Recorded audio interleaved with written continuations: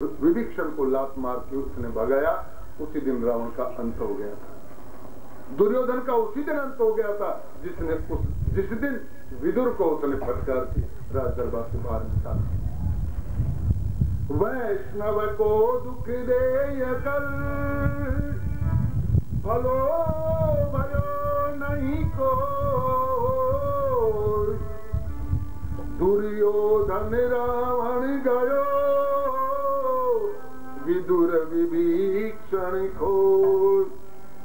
महाराज उसी दिन विदुर जिस दिन फटकार लगाई खड़ा हुआ, बाहर निकला, अपना धनुष बाण निकाल करके दरवाजे के सामने रखा। राज दरबार, आपको मेरा नमस्कार। आज मैं आपको अंतिम नमस्कार कर रहा हूँ। आपकी रक्षा करने में मैं असमर्थ हो गया। रोने लगे। आज कन्हैया दुर्योधन को समझा रहे, जब नहीं माना तो कन्हैया खड़े हो गए। पकड़ने की चेष्टा की तो अपना विराट स्वरूप दिखाया। तब भगवान के सामने आकर के नम्र निवेदन किया। भीष्म पितामह ने, द्रोणाचार्य ने, महाराज अज्ञानी है, मूर्ख है, आप तो सक्षम है, सबल है, क्षमा कर दीजिए। प्रभु शांत हुए, उठ करके चलने लगे।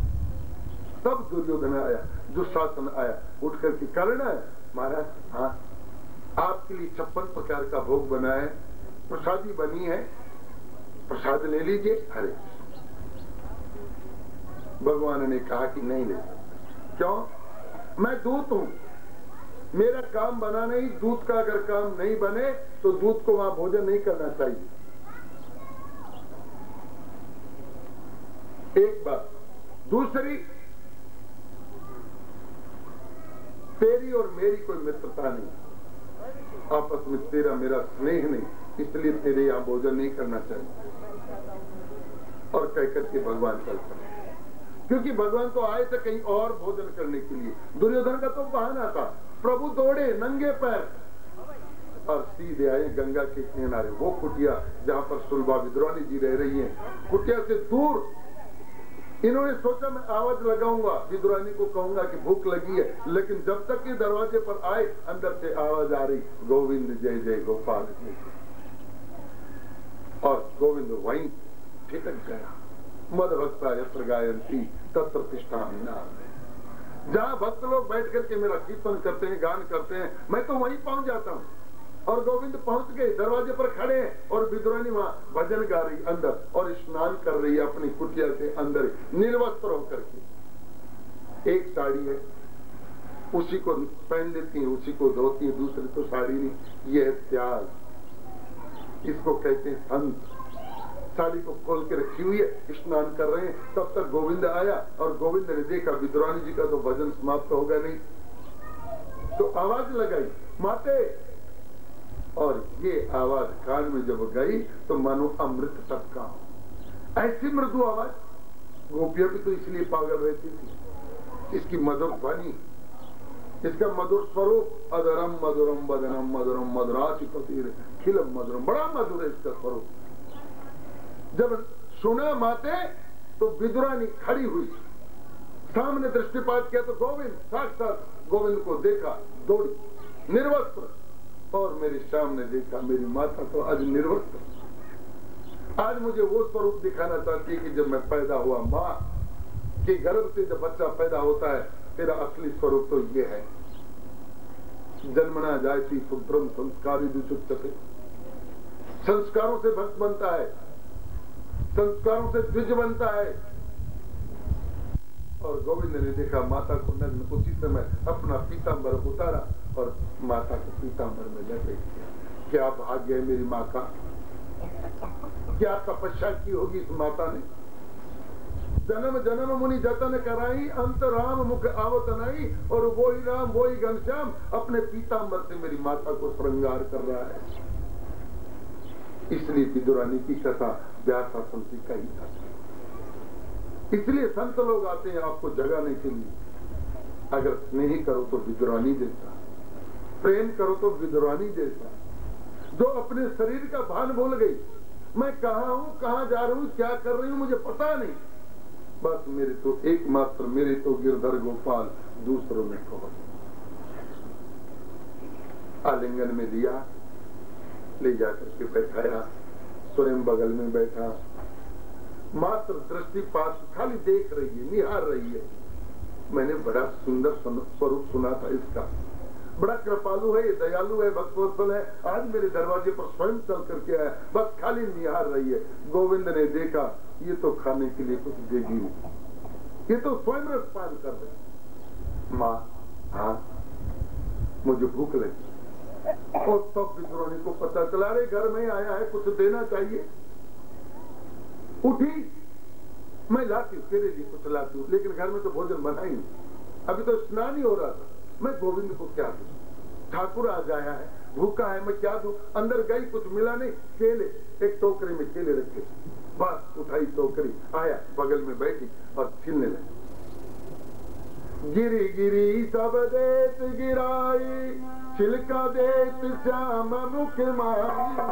गिरी गिरी सब देत गिराई, छिलका देत श्याम मुख माई। क्या प्रेम है, क्या आनंद है, आप देखिए, इस रस को चिंतन कीजिए कि क्या उन्मत्तता है, क्या पागलपन है। इसलिए कहते हैं भक्तों के लिए, न लाज की न लोक की न वेद को कयो करे, न शंख भूत प्रेत की न देव यज्ञ पैंड। पागल हो जाता है, उन्मत्त हो जाता है, उतावला हो जाता है, बस मेरा और कुछ नहीं। शाम वो छवि देख रहे गोविंद की, इधर ध्यान नहीं कि मैंने गिरी तो नीचे गिरा दी और छिलका गोविंद के हाथ में पकड़ा दिया और इसने तो लेकर के उस छिलके को खा लिया, क्योंकि प्रतिज्ञा कर रखी है, पत्रम पुष्पम फलम तोयम यो मेरी भक्ता। कोई मुझे पत्र दे, कोई पुष्प दे, कोई जल दे, कुछ भी दे, मैं उसको बड़ा प्रेम से खाता हूँ। आज चरितार्थ कर दिया, क्योंकि भक्तों के प्रति बड़ा श्रद्धा नहीं है। एक नहीं, दो नहीं, तीन नहीं जाने कितने छिलके खिला दिए, तब तक विदुर जी आते। विदुर जी ने दरवाजे से देखा, अरे पगली ये क्या, दौड़ के आए विदुरानी को एक तरफ, पगली ये क्या खिला दिया तूने गोविंद को, और एक केला उठाया, खीला और गिरी देवी ठाकुर को, ठाकुर क्षमा करना, ये पगली है, इसको कुछ पता नहीं, आप इसके अपराध को क्षमा कर देना, लो आप गिरी खाओ। ये छिलका नीचे गिराया और गोविंद ने गिरी खाई। गिरी खाने के बाद में विदुर जी को कहा, अपराध क्षमा करना, सत्य बात कहूँ, नाराज तो नहीं होगे? बोले नहीं महाराज। तो कहा कि महाराज वो आनंद नहीं आया जो छिलकों में आ रहा था। कैसा दयालु है, कैसा कृपालु है, और हमारी अभिज्ञता अनभिज्ञता हम उसको भूल जाते। जो कृपाल नर्तन धन दीनो, नयन नाच का मुख रसना, जाए करत मास 10 लागे, ताई न सुमरो एक। संत लोग जगाने के लिए खाता क्यों नहीं? शेष महेश गणेश सुरेश दिनेश उजाहो निरंतर जाई, ताई अनादि अनंत अखंड अछेद अभेद सुवेद बतावे, नारद से सुख व्यास रटे पत्यार कहूं, उन्हें पार न पाए, ताई अहिर की छोरियां सतिया बड़ी छात पे नाच बता। ले तेरे को मैं मक्खन दूंगी, आ इधर आ, और मक्खन के लिए जाता है। देखो दुनिया का ये पालक है, लेकिन मक्खन के लिए क्या जाता है, ऐसा दयालु। इसलिए बार बार संत लोग कहते हैं, जीवन में जितना भी थोड़ा सा समय निकले, थोड़ा जितना भी समय निकले, इस गोविंद के लिए थोड़ा बहुत देना। तुम्हें चाहे कितनी बार सुननी पड़े, चाहे तुम्हारे घर वाले कहें, चाहे समाज वाले कहें, लेकिन तुम अपने धर्म को मत छोड़ो। किसको नहीं सहना पड़ा? सुकरात को तो जहर पीना पड़ा। ये हमारे स्वामी लोग आए, इनको जहर दे दिया गया, लोग ये धर्म का प्रचार करते हैं। बड़े बड़े सन्यासी लोग एक दूसरे से बात करते हैं, महाराज थोड़ा सावधान रहा करो। क्यों? शरीर के ऊपर कभी भी आघात हो सकता है। क्यों? दूसरे धर्म वाले सोचते हैं इनके धर्म का आगे प्रचार नहीं हो तो अनेक बार आघात हो जाते हैं। मीरा को कितना कष्ट उठाना, लेकिन कभी विचलित हुई? कभी विचलित नहीं। उसी मीरा की तुम लोग संतान। इस दीपक को जला करके रखना है, जो दीपक मीरा जला करके गई, जो दीपक सखूबाई जनाबाई जला करके गई, उसको कभी बुझा मत। कितना बड़ा संकट है, जना के ऊपर कितना बड़ा संकट है, आपके ऊपर तो कुछ भी नहीं। दो बातें ही सुननी पड़ती हैं। जना को देखो, छोटी सी उम्र में चल करके आ गई मंदिर में, मंदिर की झाड़ू निकालती है, जल ला करके भरती है, चंदन घिस करके और देती है महाराज पुजारी को। महाराज हाँ मैंने चंदन घिसा है, ठाकुर को चढ़ा दो। नामदेव जी का मंदिर है, इसकी पूजा से पूरा गांव प्रसन्न है, आनंदित है।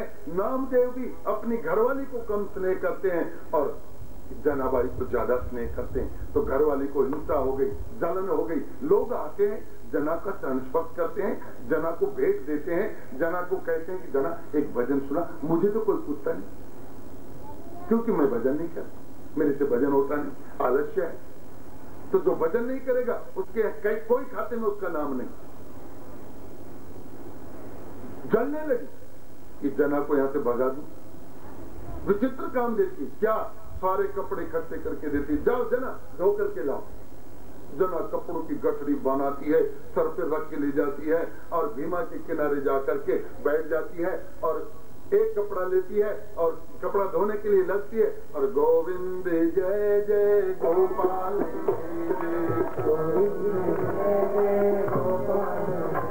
हे गोविंद जय जय गोपाल, जय जय गोविंद जय जय गोपाल, राधा रमण हरि गोविंद जय जय, राधा रमण हरि गोविंद। मन मस्त हो जाती है, कपड़ा इधर रह जाता है और वो हाथ उठा करके नाचने लग जाती है। और मेरा श्याम सुंदर सोचता है अगर इसके कपड़े साफ नहीं हुए तो शाम को जब घर जाएगी तो नामदेव जी की घरवाली इसको मारेगी, इसको मंदिर से भगा देगी। तो मैं क्या करूं? तो स्वयं चल करके आता है, जना नाचती है, भजन गाती है और ये उसके कपड़े धोता है, पूरी चद्दर पूरे कपड़े धो करके गांठ बांध करके फिर बैठ करके टुकर टुकर उसका भजन सुनता है। ऐसा है ये प्रिय। जब वो उन्मत्त हो जाती है, उतावली हो जाती है, तब स्वयं गोविंद उसको पकड़ता है। जना हाँ, अरे घर जाने का समय हो।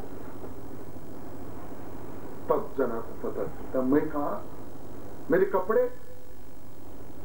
गोविंद कहता है कि मैंने धो दिए। अरे महाराज ये आपने क्या कर दिया? तो बोलो नहीं करता तो तू मार खाती। ऐसा प्रेम जना का, श्याम सुंदर, एकदम निकट का व्यवहार, निकट का संबंध। लेकिन इस पर भी आज आक्षेप लग गया। आज प्रातः काल जब नामदेव जी के पुजारी ने दरवाजा खोला तो पता चला ठाकुर के गले में 1.25 लाख रुपए का हार था, वो चोरी हो गया। पुजारी दौड़ करके आया और नामदेव जी की घरवाली को कहा कि माते हाँ गजब हो गया। क्या हो गया? ठाकुर की 1.25 लाख रुपए का हार चोर हो गया।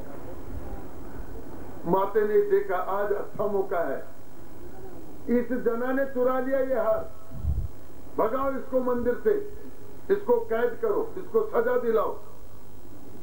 पूरे गांव में, पूरे शहर में हल्ला हो गया कि जना ने हाथ चोरी कर लिया।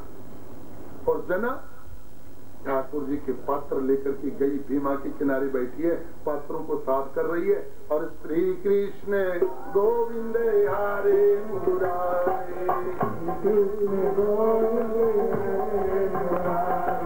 श्री कृष्ण गोविंद हरे मुरारी, कृष्ण गोविंद हरे मुरारी, हे श्याम सुंदर राधा बिहारी,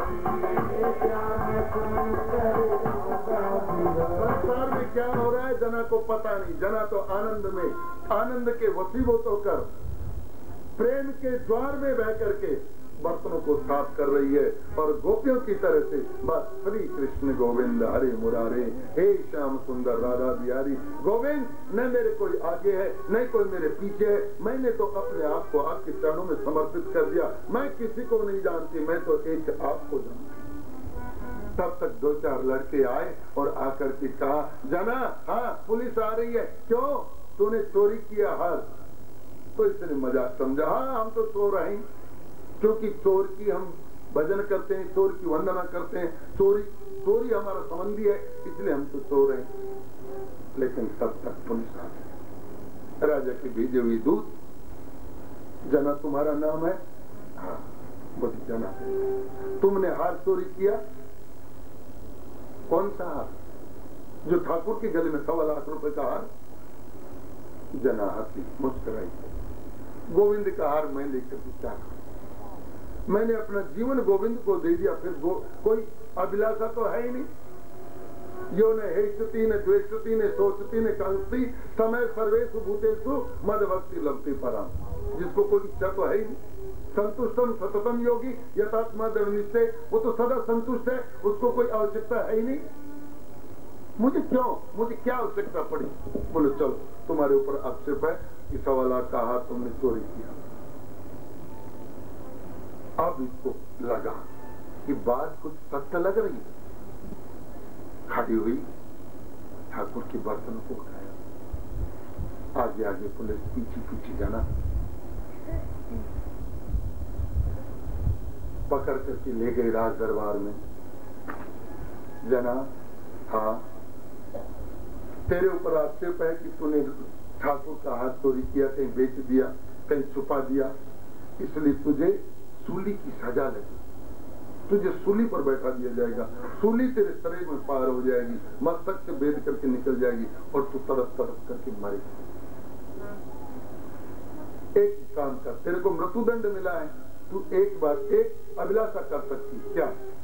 अगर तेरी इच्छा हो किसी से मिलने की तो तू बता दे, उससे मिला ले। बोले एक बार मेरे गुरु से मिला, मेरे गुरु नाम दे। उन्होंने मेरे जीवन में ये घोल करके पिलाया था कि जना कभी अगर संकट हो तो गुरु के पास आ जाना, कभी संकट में बाजी लगी हो तो गुरु के चरणों में चले जाना। आज मैं मेरे गुरु से मिला और आगे आगे पुलिस, पीछे पीछे जना आई मंदिर में,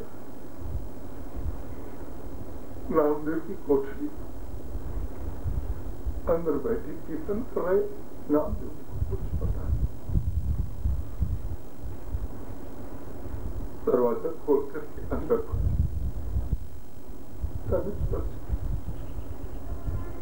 गुरुदेव, मैंने चोरी की, मुझे संसार से कोई लेना देना नहीं, राजा क्या फैसला करे मुझे इससे कुछ नहीं।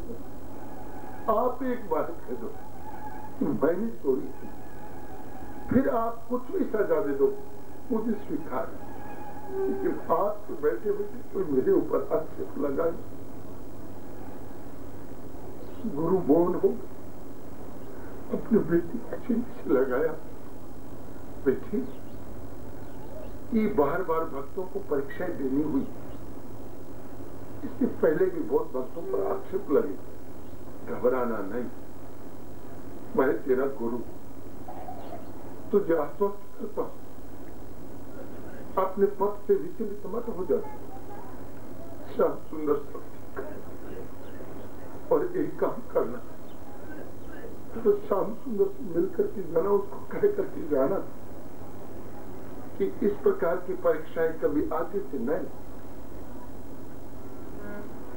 गुरु को चरण स्पर्श किया, उठे,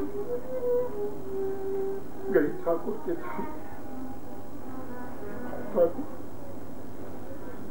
मैंने अनवर्त सेवा की आपकी बचपन आज,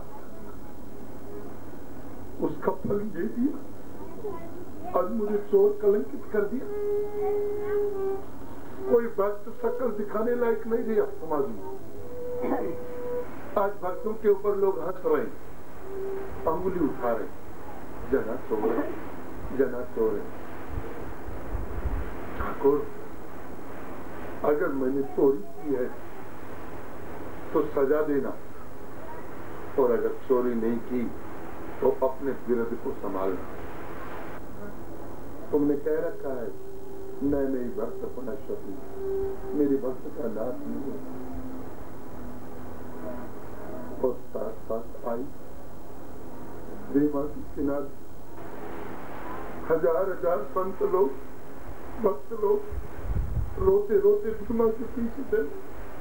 जना, अगर आज तुम्हें फांसी लगती है तो आज के बाद में कोई गोविंद का नाम नहीं ले।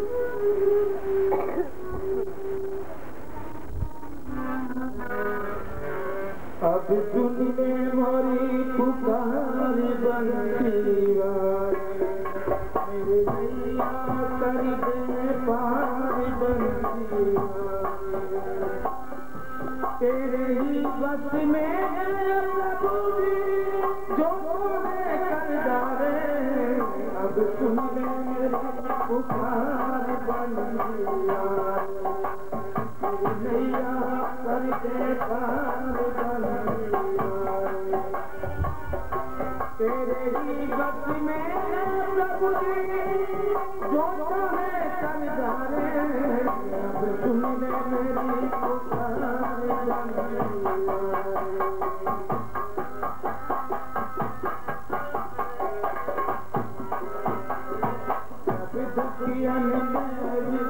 पड़े हैं सबने तुझे पुकारा है,